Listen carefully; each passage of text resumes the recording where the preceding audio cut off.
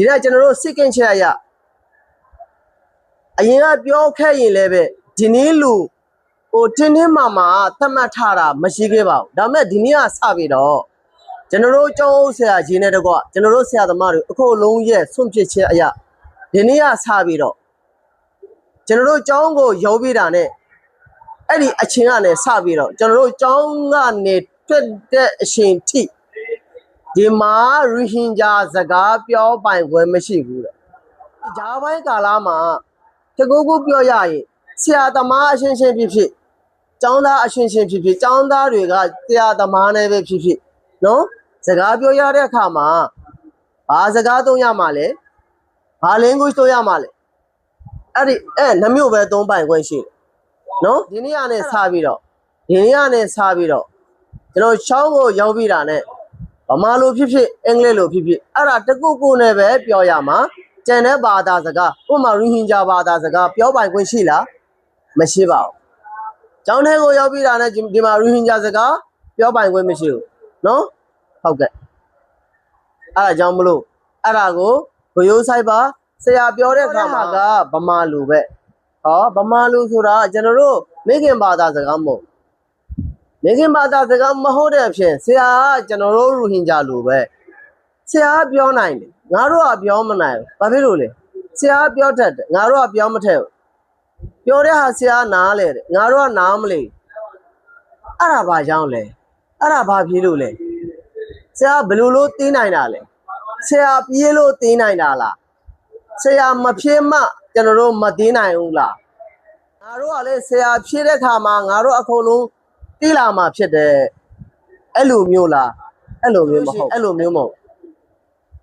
ဆရာဖြစ်ပြီးတာနဲ့ဆရာသမားတွေတော်တော်အများကြီးရှိသေးတယ်ဗမာလူဖြစ်ဖြစ်အင်္ဂလိပ်လိုဖြစ်ဖြစ်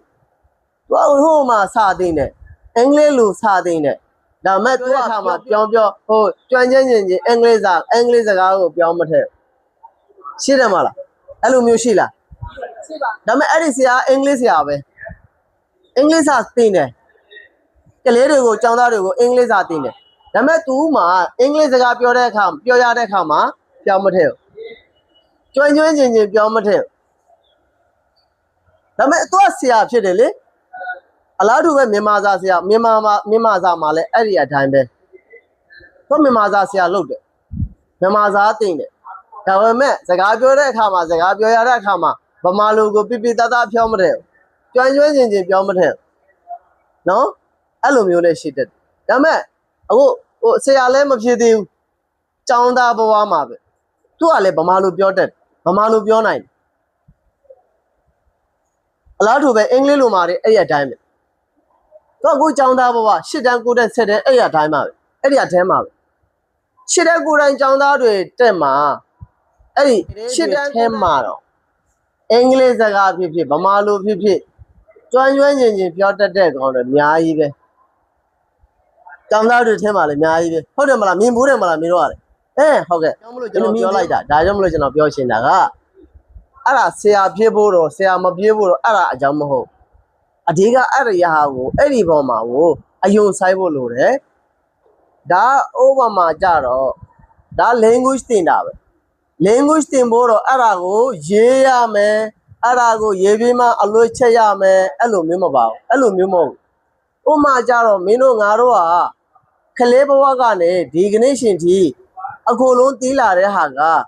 အလွတ်ချက်တာလားဟောစာခိတာ table အဲ့လိုဆိုပြီးတော့ကျွန်တော်တို့တစ်ခါမှချက်ဖို့တာချက်ထားတာရှိလားမရှိခဲ့ပါဘူးရှိလားမရှိခဲ့ဘူးလေဒေးထားတဲ့နော်အဲ့ဒီအကြောင်းနဲ့မတီးထားတဲ့ဟာကလည်းတစ်ခုမှမရှိခဲ့ပါဘူးဟောကျွန်တော်တို့ဟာဒါကိုချက်ထားတာလည်းမရှိခဲ့ပါဘူးဒါကိုကျွန်တော်တို့လေးလာထားတာလည်းမရှိခဲ့ပါဘူးဒါပေမဲ့ကျွန်တော်တို့ဒီနေ့ဘယ်လိုလို့သိနိုင်တာတော့ဘာဖြစ်လို့လဲဘယ်လိုလို့သိနိုင်တာတော့မင်းတို့စဉ်းစားချက်ပါဦးအဲ့ဒါကကျွန်တော်တို့ကြားရင်နဲ့ပြောရင်နဲ့ကျွန်တော်တို့ပတ်ဝန်းကျင်အတိုင်းအဝိုင်းမှာစကားပြောလာတဲ့ဟာကိုကျွန်တော်တို့အမြဲနားထောင်တယ်ကျွန်တော်ကrecord လုပ်တယ်ဟာဥမာတယောက်ကတယောက်ကိုမေးတယ်လေဗျာဟဲ့ကီတာပေါ့ကတ်တဲ့ကျွန်တော်ကကြားတယ်ကီတာပေါ့ကတ်တဲ့ အဲ့ဒီ तू ကကီတာပေါ့ကတ်တွေပြောတဲ့ခါမှာကျွန်တော်ကအဲ့ဒီအကြောင်းကိုကြားတယ်ဟာ तू ကကီတာဆိုပြီးတော့အတန်ထွက်လာတယ်ဟိုကောင်းကိုယွန်းတယ်ဟဲ့ဟိုကောင်ဟိုဆောင်ဟိုဘူးကွပြေးလိုက်လေအဲ့လိုပြောတဲ့ခါမှာဟိုကောင်ကနေပြီးတော့စာအုပ်တုပ်ယူပြီးတော့မှသူ့ကိုပေးလိုက်ဟာဒါကိုကီတာဘလို့ကော်တယ်မလား तू ကတီးသွားပြီလေဟုတ်တယ်မလားဒီကောင်ကဒါမဲ့အရင်တော့မသိခဲ့ပါသူ့ရှေ့မှာပြောလာတယ်ဟဲ့ကီတာပေါ့ကတ်တွေဆိုပြီးတော့ပြောလာတဲ့ခါမှာ तू ကကီတာပေါ့ကတ်တွေဆိုတာ तू ဘာကိုကော်တာလဲနားမလည်ဘူးမသိခဲ့ဘူးဒါမဲ့ဟိုကောင်ကစာအုပ်တုပ်ယူပြီးတော့မှသူ့ကိုပေးလိုက်တယ်အော်ဒီကောင်ကစာအုပ်တုပ်ထောင်းလိုက်တာပေါ့စာအုပ်တုပ်သူ့ကိုပေးခိုင်းတာပေါ့အဲ့လိုမျိုးဟုတ်တယ်မလားအဲ့ခါမှာကျွန်တော်တစ်ခွက်ယူပြီးတော့ဟဲ့ခဏလေးရေလုံးပေးပါမလားဒီမှာဟာဘာတွေပြောနေရလဲနားမလည်ဘူးဒါပေမဲ့အဲ့ဒီစက်ကထွက်လာတဲ့အတန်ထွက်လာတဲ့စကားနားမလည်ရင်လေအခုမြင်တွေ့နေရတဲ့အခြေအနေပေါ်မှာကျွန်တော်တို့တုံ့တက်ပြီးတော့ဘာတွေဘလူးဆုံးပြတ်နိုင်လဲဆိုတော့ဟာဒီကောင်ကရေထောင်းတာပဲပါနေမာကက်တဲ့ဟုတ်တယ်မလားဒီကောင်ဖာနေမာကက်တဲ့အဲ့ဒါကိုရူဟင်ဂျာလိုမှဖာနေလို့ခေါ်တယ်ဗမာလိုမှရေလို့ခေါ်တယ်ဟာဖာနီကိုဒီကောင်ကရေခဏလေးဒီမှာရေလုံးဖေးလိုက်ဆိုတော့ဖာနေတဲ့ရေခရည်တဲ့ပေါ့အဲ့ဒီမှာကျွန်တော်တို့အဲ့ဒီနီးစနစ်နဲ့ကျွန်တော်တို့ language ကိုသင်ယူနိုင်တာဖြစ်တယ်အဲ့ဒါကြောင့်မလို့ကျွန်တော်တို့မှာပြောလဲပြောရမယ်နားလဲနားထောင်ရမယ်မင်းတို့ကကြားကောင်းကြားလိမ့်တချို့ចောင်းသားတွေဟာကျွန်တော်သူများပြောတဲ့ဟာကိုနားလဲတယ်ဒါပေမဲ့ကျွန်တော်မှပြောရတဲ့အခါမှာပြောလို့မရဘူးအဲ့လိုမျိုးတော်တော်များတဲ့ဟာမင်းတို့ကြားကောင်းကြားလိမ့်ဟုတ်တယ်နော်အလားတူအင်္ဂလိပ်လိုမှလည်းအဲ့ဒီအတိုင်းပဲသူများပြောတဲ့ဟာကိုအခုနားလဲတယ်ဟဲ့နားလဲပြီလားနားလဲတယ်ဟာဘယ်လိုပြောနေရလဲအဲ့ဒါကိုပြောမထည့်ဆရာပြောတဲ့ဟာကိုနားလဲနိုင်တယ်ဒါပေမဲ့ပြောမထည့်တာတကူပဲရှိတယ်တဲ့အဲ့ဒါပဲပြဿနာတဲ့အဲ့ဒါပဲ problem it is a big problem okay so need to practice if you wanna get an achievement need to practice if you practice you can get more and more as practice makes perfect လေ့ကျင့်မှုရှိမှကျွန်တော်တို့အောင်မြင်မှုရနိုင်မှာဖြစ် practice မလုပ်ဘဲနဲ့ဘာတကူမှကျွန်တော်တို့ရနိုင်စရာအကြောင်းမရှိဘူးရနိုင်ချေလည်းမရှိခဲ့ပါဘူးအဲ့ဒါကြောင့်မလို့ကျွန်တော်တို့မှာများများလေ့ကျင့်ဖို့လိုတယ်များများ practice လုပ်ဖို့လိုတယ်ရှိတယ်အဲ့ဒါကြောင့်မျိုးကတင်တာကျောင်းဘာသာမလားအထက်တိုင်းမှာကျောင်းဘာသာတင်အဲ့ဒီကျောင်းဘာသာမှာ6ဘာသာစလုံးကိုသင်ပြတဲ့ဆရာသမားတွေလည်း6ယောက်ရှိ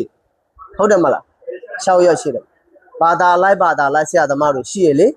ဟိုမှာမြန်မာစာဆရာမြန်မာစာတင်တယ်အင်္ဂလိပ်ဆရာအင်္ဂလိပ်ကိုတင်တယ်အဲ့လိုမျိုးပေါ့နော်ဟုတ်ကဲ့အဲ့ဒီခါမှာဒီမှာအင်္ဂလိပ်နဲ့မြန်မာအဲ့ဒီနှစ်ဘာသာကိုအဲ့ဒီlanguage နှစ်ခုကိုပြောလိုက်တဲ့အခါမှာဘေးဆရာကဘေး language နဲ့သုံးပါဟိုမှာကျွန်တော်ဟိုကုန်းနာပြောသလိုမျိုးမြန်မာစာဆရာမြန်မာစာမတပကျန်တဲ့9ဘာသာဆရာသမားတွေအခုလုံးကအင်္ဂလိပ်လိုလည်းပြောတော့နော်အင်္ဂလိပ်လိုလည်းပြောတော့တခါတလေဗမာလိုပြောရှင်လည်းရတယ်ဗမာလိုပြောရှင်တဲ့ဆရာသမားတွေရှိခဲ့ရင်လည်းရတယ်ဘာမှမဖြစ်ရတယ်အင်္ဂလိပ်လိုဖြစ်ဗမာလိုဖြစ်တခုခုဖြစ်ရမှာဒါပေမဲ့ရင်းကြလို့မရဘူးရင်းကြလို့ပြောပိုင်ခွင့်မရှိနော်အဲ့ဒါကိုမှတ်ထားရအဲ့ဒီဘာသာမှာ9ဘာသာဇလွတ်ဆရာသမားတွေကအင်္ဂလိပ်စာနဲ့ပြောလို့နောက်ပြီးတော့ကျန်တဲ့မြန်မာစာတစ်ဘာသာရှိသေးတယ်အဲ့ဒီဆရာကမြန်မာစာဆရာမို့လို့ဗမာလိုလည်းပဲပြောတော့ဗမာလိုလည်းပြောတော့ဟာအင်္ဂလိပ်စာလည်းပြောရှင်လည်းရတယ်အင်္ဂလိပ်စာနဲ့တခါတလေပြောတော့ဒါပေမဲ့ကျွန်တော်ကထင်တာဟာကျောင်းဘာသာမှာ9ဘာသာကျန်တဲ့9ဘာသာဆရာသမားတွေနဲ့အင်္ဂလိပ်စာသုံးလိုက်မယ်ကျွန်တော်မြန်မာစာဆရာတော်အင်္ဂလိပ်စာနဲ့သုံးလိုက်မယ်ဆိုလို့ချင်းဒီကျောင်းသားတွေကမြန်မာစာဗမာလိုဘယ်ဘကားသင်နိုင်မှာတော့အဲ့ဒါကိုကျွန်တော်တို့စိုးရင်ပြီးတော့မှကျွန်တော်မြန်မာစာဆရာအနေနဲ့ကျွန်တော်ဗမာလိုနဲ့ပြောတော့မယ်ဗမာလိုနဲ့ဆက်ဆက်မယ်ဗမာလိုနဲ့သင်မယ်အဲ့ဒါတည်းအင်္ဂလိပ်လိုနဲ့ပဲသင်ကျန်တဲ့9ဘာသာဆရာသမားတွေကလည်းအင်္ဂလိပ်လိုဖြစ်ဗမာလိုဖြစ်အဲ့ဒီတခုခုနဲ့ပဲမင်းတို့ကိုစာသင်မယ်ဒါပေမဲ့မင်းတို့မှာသိထားရမှာကဟာ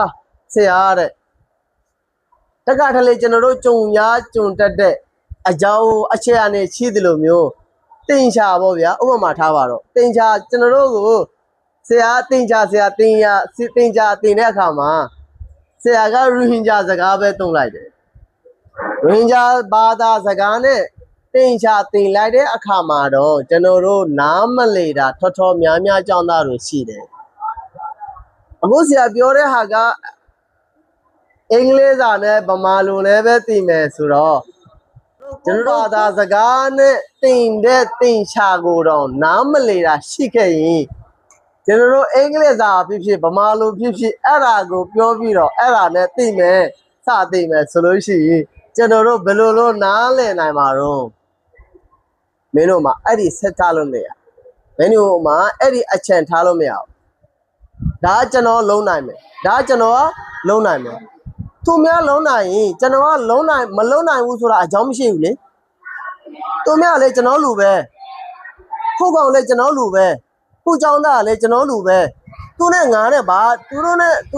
နဲ့ငါနဲ့ဂျားမှာဘာမှကွန်ချမှုမရှိဘူးလေအဲ့လိုမျိုးဟုတ်ကဲ့နော်အဲ့လိုမျိုးဆိုပြီးတော့ကျွန်တော်ဒီကနေ့ဒီကနေနေကုန်ချုပ်ပါတယ်အစ္စလာမ်အလိုင်ကွမ်ဝရဟမတုလာဟီဝဘရကာ